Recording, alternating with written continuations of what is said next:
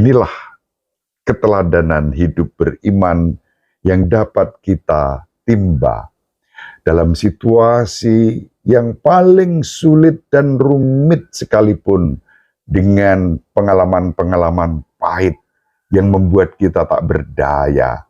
Kita tetap bisa mengandalkan kekuatan Allah yang pasti memberikan pertolongan kepada kita. Berkah dalam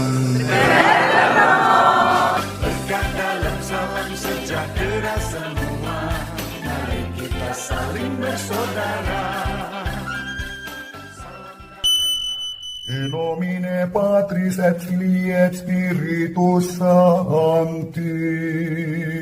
Amen. Dominus vobiscum. Sahabat peradaban kasih ekologis yang terkasih, selamat berjumpa dalam renungan harian bersama saya melalui channel ini. Semoga panjenengan selalu sehat, tetap semangat tanpa sambat, selalu bahagia, kebahagiaan yang bersumber dari Tuhan Allah kita. Mari kita awali perjumpaan kita dengan menggunakan Mazmur tanggapan pada hari ini, Mazmur 88, sebagai doa kita. Semoga doaku sampai ke hadirat-Mu ya Tuhan. Ya Tuhan Allah yang menyelamatkan daku. Siang hari aku berseru-seru, dan pada waktu malam aku menghadap Engkau. Biarlah doaku datang ke hadapan-Mu, sendengkanlah telinga-Mu kepada teriakku. Sebab jiwaku kenyang dengan malapetaka, dan hidupku sudah dekat dunia orang mati. Aku telah dianggap termasuk orang-orang yang turun ke liang kubur. Aku seperti orang yang tidak berkekuatan. Aku harus tinggal di antara orang-orang mati, seperti orang-orang mati yang mati dibunuh, terbaring dalam kubur yang tidak lagi kau ingat, sebab mereka terputus dari kuasa-Mu. Telah kau taruh aku dalam liang kubur yang paling bawah, dalam kegelapan, dalam tempat yang dalam. Aku tertekan oleh panas murka-Mu, dan segala pecahan ombak-Mu Kau tindihkan kepadaku. Kemuliaan kepada Bapa dan Putra dan Roh Kudus, seperti pada permulaan, sekarang, selalu, dan sepanjang segala abad. Amin. Sahabat peradaban kasih ekologis yang terkasih, hari ini adalah peringatan wajib Santo Vincentius Apaulo, seorang imam yang menjadi pelindung untuk karya-karya kasih, amal kasih, dan karya-karya karitatif, juga pemberdayaan bagi kaum papa miskin. Santo Vincentius Apaulo sangat peduli, justru karena dari pengalamannya saat masih remaja, dengan segala kesulitan yang dihadapinya, bahkan untuk sekolah pun tidak sanggup karena situasi dan kondisi ekonomi orang tuanya.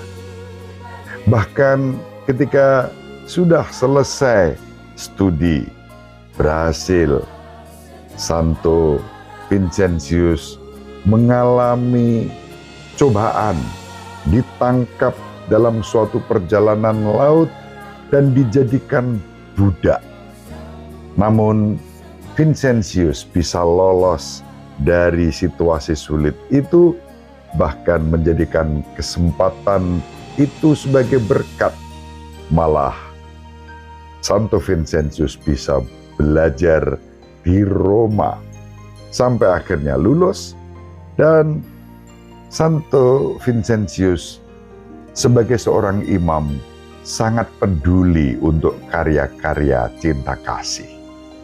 Santo Vincentius mendirikan satu tarekat suster-suster cinta kasih dan juga kongregasi misi para Romo CM yang berkarya di Surabaya, antara lain Surabaya, Malang, menjadi penerus-penerus spiritualitas Santo Vincentius Apaulo ini dalam pelayanan dan kepedulian kepada kaum miskin dan tersingkir.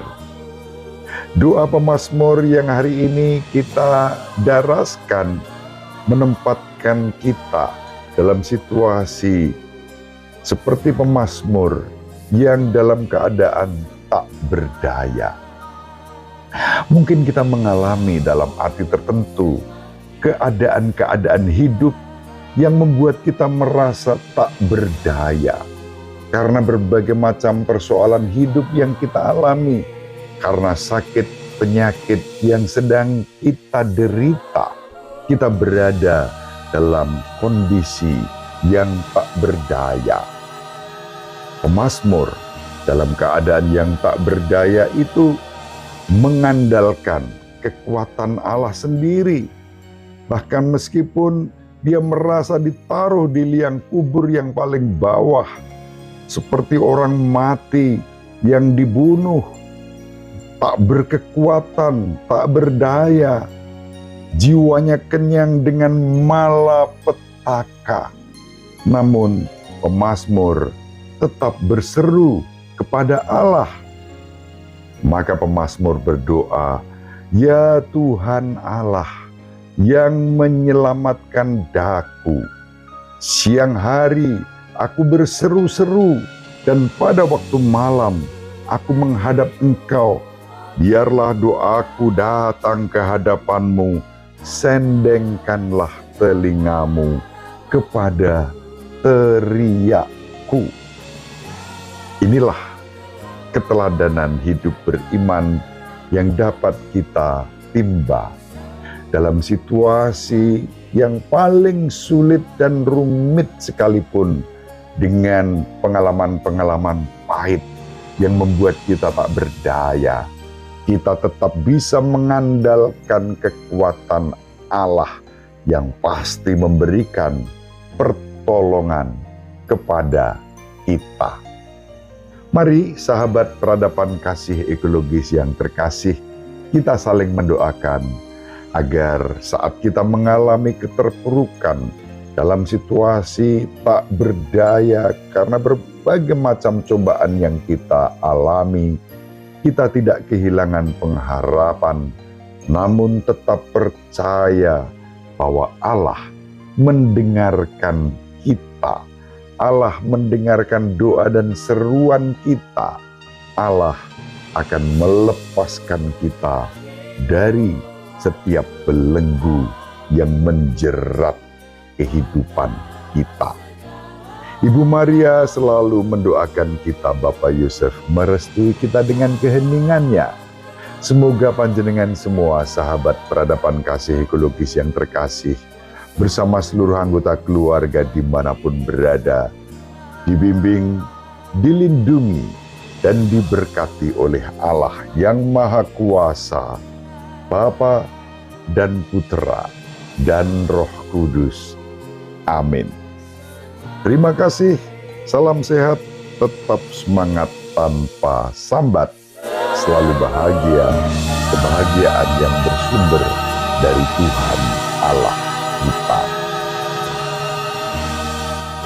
Sahabat peradaban kasih yang terkasih, sampai jumpa pada episode berikutnya. Terima kasih atas kebersamaan kita. Salam peradaban kasih ekologis. Berkah dalam